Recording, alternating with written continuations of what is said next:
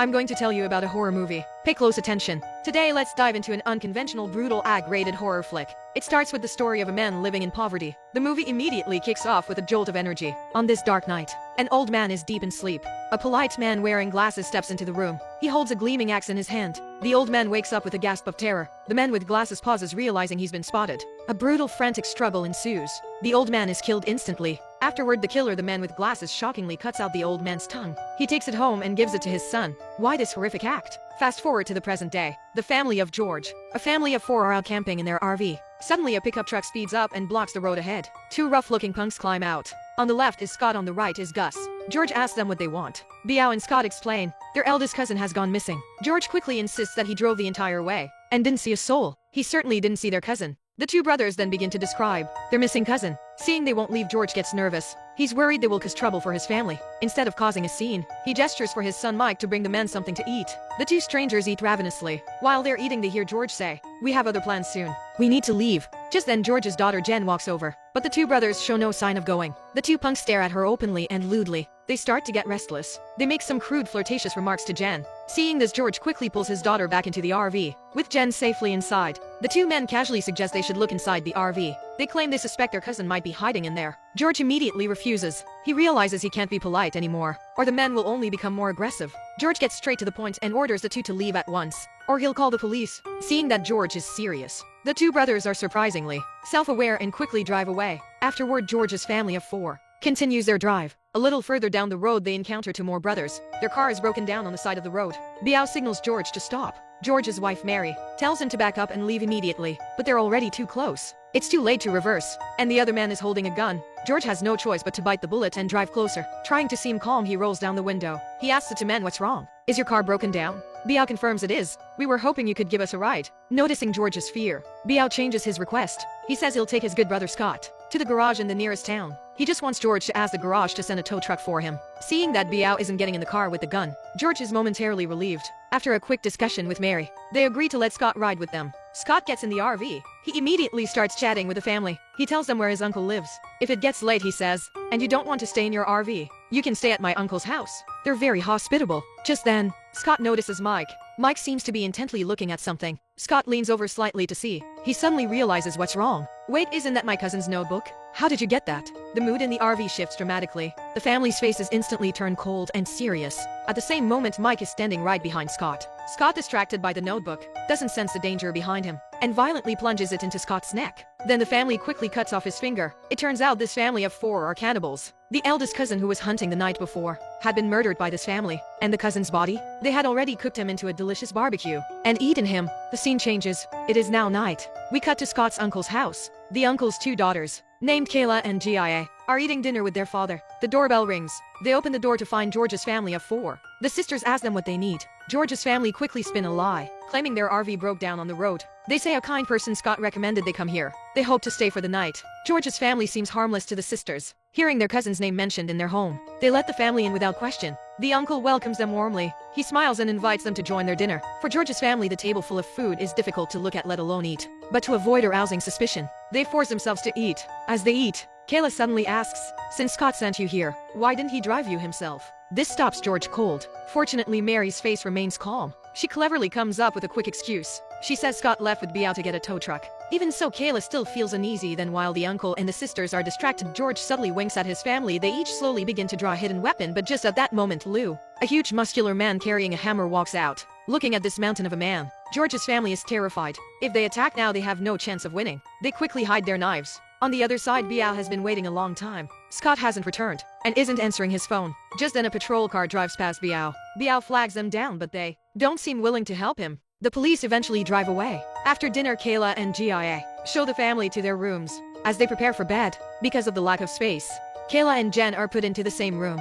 Before settling down, Kayla goes to her father's room. She tells her father, "Don't you think they're a bit strange?" The uncle dismisses her, saying she's overthinking it. Even if that family is up to no good, the force value in our house is significantly higher than theirs. Meanwhile, George finds Mike. They discuss their plan for the night. George orders him, "Don't act on your own initiative, or you'll alarm them." Back in the room, Jen and Kayla are chatting and touching. They appear to be becoming intimate. Jen pats the bed and urges Kayla to join her. The family is getting restless. On the other side of the house, Gia is throwing up in the bathroom. At the same time, Marcus, clutching his stomach, also heads to the bathroom. The reason? GIA and Marcus both ate the food Mike had offered earlier, chocolate secretly laced with drugs. Since GIA is in the bathroom, Marcus has to find another place to throw up. Mike, however, is craving a kill. He disobeys his father's orders.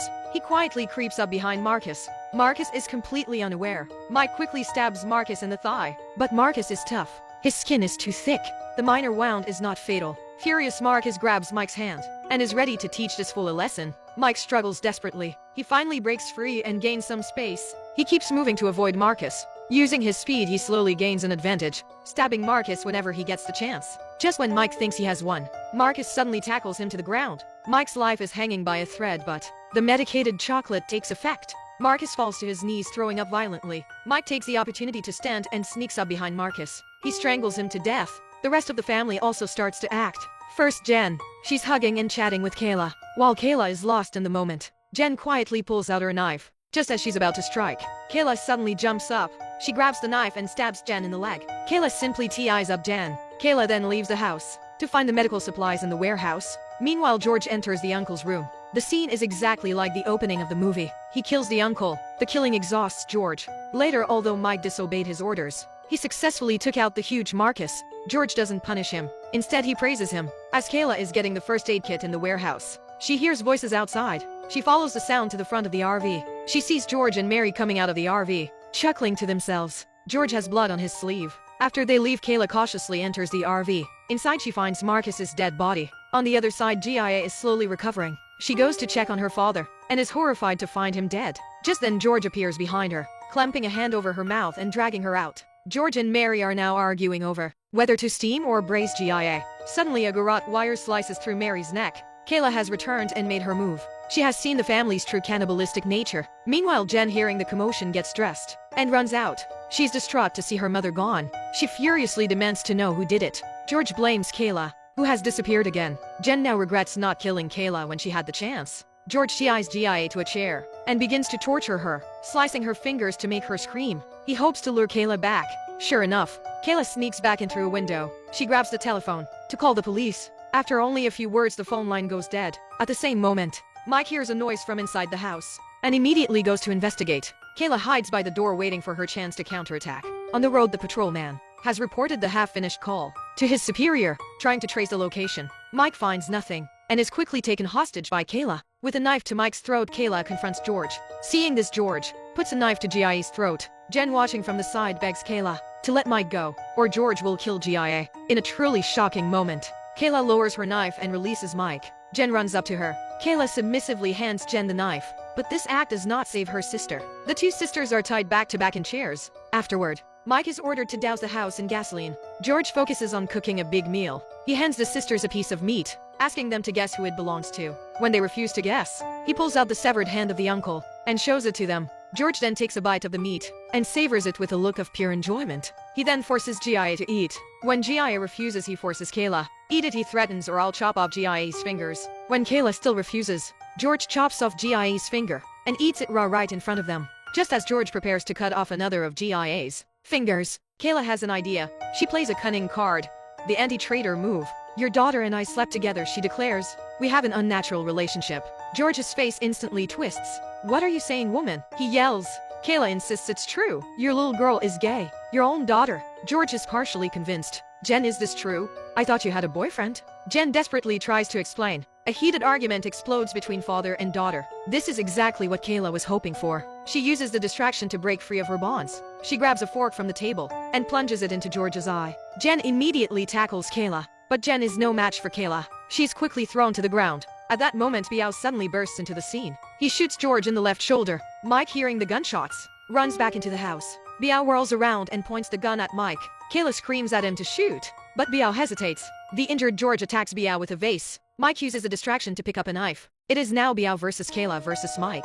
The fight is a brutal, even three-way brawl. George throws boiling water into Mike's face. He then wraps a rolling pin around his neck and strangles him to death. George is tackled and pinned down by Biao, who is strangling him. But George manages to reach a hammer nearby. He uses the hammer to kill Biao. But what George didn't realize was that GIA had untied her ropes. She picks up the hammer and kills George. Kayla and GIA are temporarily safe, but they forgot one person was still alive. Jen. She sneaks up behind Gia and attacks her. Kayla, enraged by the loss of her sister, fights back with a furious intensity. She tackles Jen and grabs the knife. Jen knows she can't win. She tries to run, but Kayla is right behind her. Kayla grabs her head and smashes it against the piano. Over and over again. Kayla picks up the hammer, but instead of smashing Jen directly, she lets her run out of the house. She chases her. She wants Jen to feel the true terror of death. Jen stumbles out, running into the night. But in an ironic twist, the patrolman who came to check the phone call sees Jen. He mistakes her bloodied appearance for a sign of a criminal and shoots her. Jen manages to crawl into the police car and survives. Later, while the police officer is checking the RV, Jen attacks him from behind.